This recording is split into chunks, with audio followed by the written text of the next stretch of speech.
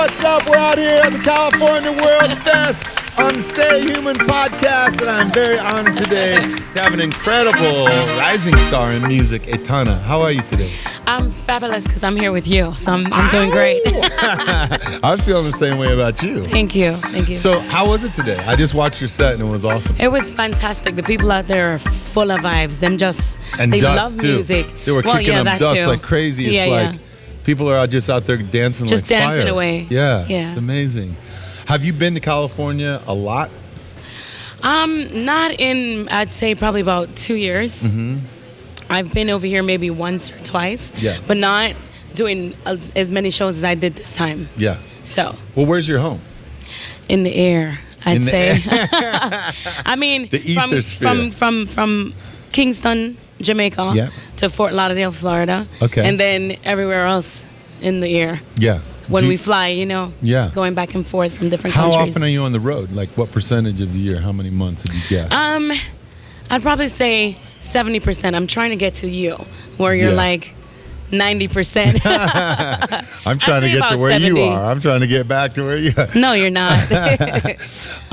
So, where did you grow up? I grew up in Augustone, Jamaica. Yeah. Where the river was flowed very heavily. Yeah. And where the place was much nicer and people were nicer, But it's a garrison community. And I left there when I was about maybe 7. Yeah. And I moved to Coralville, then we moved to Harborview, still in Kingston. Yeah. And then I moved to Fort Lauderdale, Florida when I was about 9 years old. Okay. When you say garrison community, what does that mean? Where people would call low income. The hood, as we would say. Yeah, the hood. Yeah. Some people get offended when you say the hood, but it really is, though. Yeah. Well, I live in the hood. We don't get offended. We just roll. Yeah, true that. So, when you were growing up, what was the first thing that you remember? Like, what are your first childhood experiences of growing up? Like, the very first things you remember? Like playing gun war with the boys. Because I had like 9 cousins and they were all boys. Yeah. And I was the only girl. Yeah. So I did everything they did. Like I played Superman. I climbed the roof and jump off the house with a cape on. What? Thinking we can fly. Wait a minute. I want to hear the rest of this. How did that story end up? Did you actually fly or did you? Oh, come on. No, we didn't. Tell me the truth. For a few seconds at least? No, of course. Well, for a few seconds at least, we think we're flying, And then I remember going to the river, climbing the stones, jumping off of the stones, even though I couldn't swim. Yeah. Pushing my hands on the stones to catch crayfish, stuff like that. So kind of like a tomboy life almost. Oh, it was. Yeah, it was for sure. I mean, today I'm still a little girly, but I think that I'm a lot tomboyish still. Yeah. Today. So does that extra bit of like childhood toughness play into your role as prepared you? Of course it did. In what way?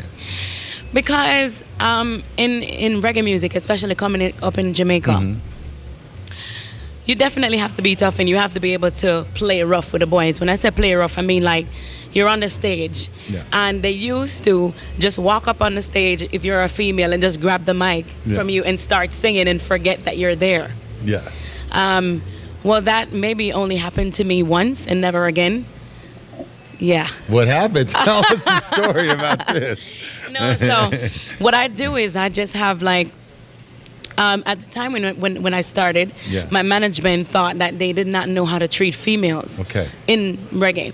So what he did is he said he was going to have 30 men walk in with me to the venue, 2 walk me on stage, 2 walk me off stage. There would be some sets on one side of the stage and some set on the other. Yeah. When it was time for me to leave, we all grouped together and they all surrounded me and we walked out the venue. Yeah. So no one was allowed to speak to me. I wasn't allowed to speak with anyone. Yeah. But it was rough. I think it was like training for me. Yeah. And so they weren't even allowed to walk on the stage in the first place. Yeah. So you just controlled it. Oh yeah, we stopped. Well, you know what? I think it had to be done because when I first went to Jamaica, I went with a spirit thinking that everybody's Rasta and love and unity and togetherness and oneness. Yeah.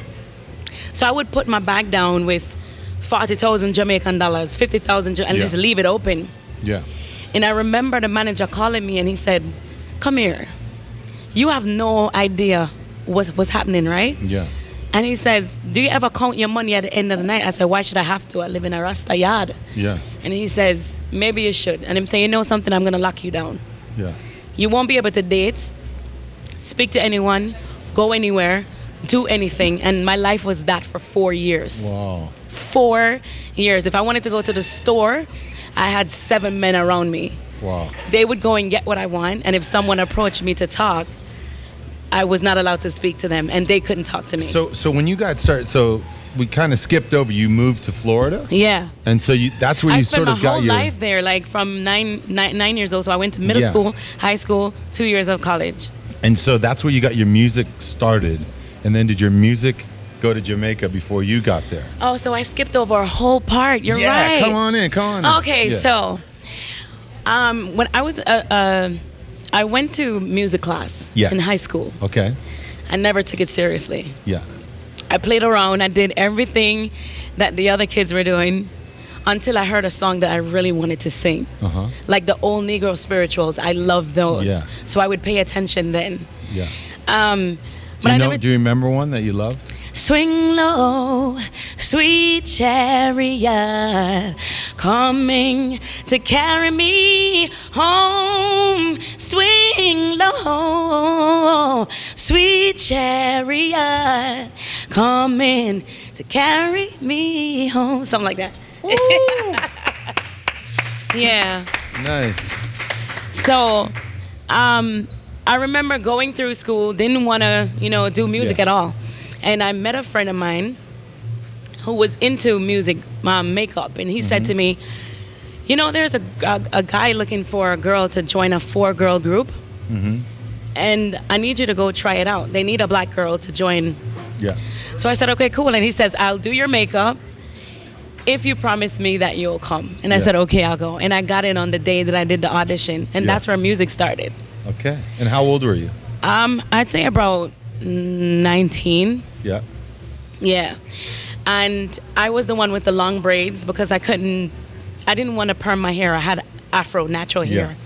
And they told me, no, you have to fit in with the girls. You have to do something with your hair. That afro thing is not going to work. Yeah. And I did that for a while until one day we were shooting a video and I was in Victoria's Secret lingerie, stiletto heels. And the cameraman brought the camera so low, I was just wondering what he could see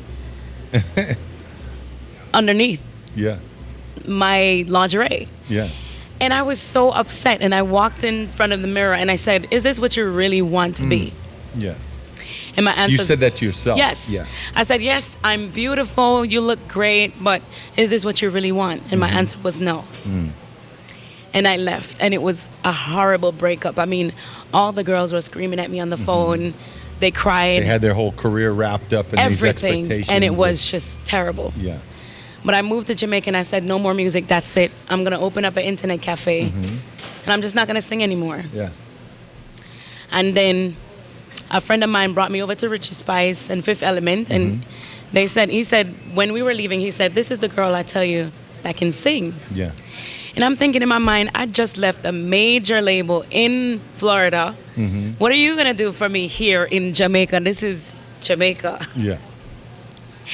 And he said, I need a backup singer just for Richie for one show. Yeah. And I said, okay, I can do that. And so I did it. And it just kept coming. And I did it for like 6 months. And one day, Richie Spice got really sick. And they needed to, they call it kill some time. Yeah. Because he couldn't sing, really. Right. And I had to open for him and sing a few songs. And I said, oh, man, I'll do it for the team, Yeah. I went on the stage and I did like some Lauryn Hill, some stuff that I knew. Yeah. And the whole place was on fire. And ever since that, the management kept asking me, write a song, write a song, write a song. And I kept saying, I don't want to do music.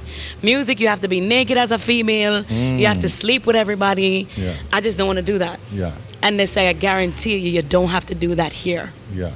And I said, really? Wow. I can wear my afro. Yeah. I can wear my skirts. Yeah. And you're cool with it. Yeah. And then I say, yeah, man, just be yourself. Walk out barefoot if you want. Yeah. And I wrote the song eventually. It took me a while, about 3 months after. And which song was that? We don't want no trouble, no. We don't want no trouble, no day. It's about a woman who applied for a job and didn't get it because of where she's from. And the rest is history. Yeah. That's great. Well, you are an incredible live performer. I just got done watching your show. Do you love to be in the studio or writing or performing, or which part of it do you like the most, or you just like all of it? I love writing. I love recording, but I really enjoy being on the stage. That's where... What is it? Why? What's it because about the everything stage? Goes away. When I get on the stage, before I get on the stage, I'm never nervous. What I do is I forget about everything that happened yesterday, everything that happened today, everything that's worrying me. All my troubles disappear before I get on the stage. By the time I'm there, I'm absolutely free from everything, and that's what makes performing to me amazing. Nice. That's great. I just have one other question for you. It's the same question I ask everybody who comes on this podcast, which is, in this world that is constantly trying to dehumanize us, can you see that and feel that too? Pardon? I said, can you see that and feel that too? I feel it every day. Everything is about putting a number next to your name, next to your bank account. How many Facebook likes do you have? All these things. How do you hold on to your humanity? How do you stay human? Wow.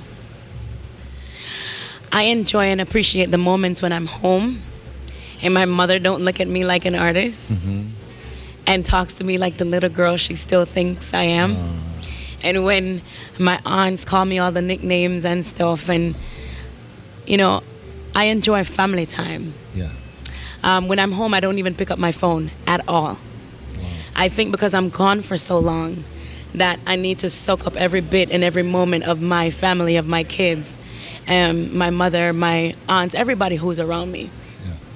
I need to hear them laugh. I need to wake up in the morning and hear the little whispers, of everybody saying, because they don't know who is awake.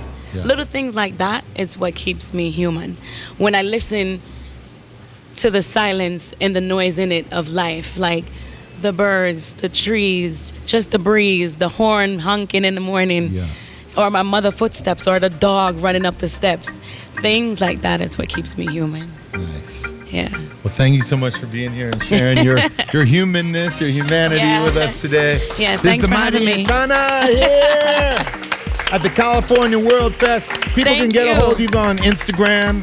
Instagram, Twitter, Facebook. One Etana is Facebook. ONEETANA. ONEETANA. ONEETANA. One Etana. And remember to stay human.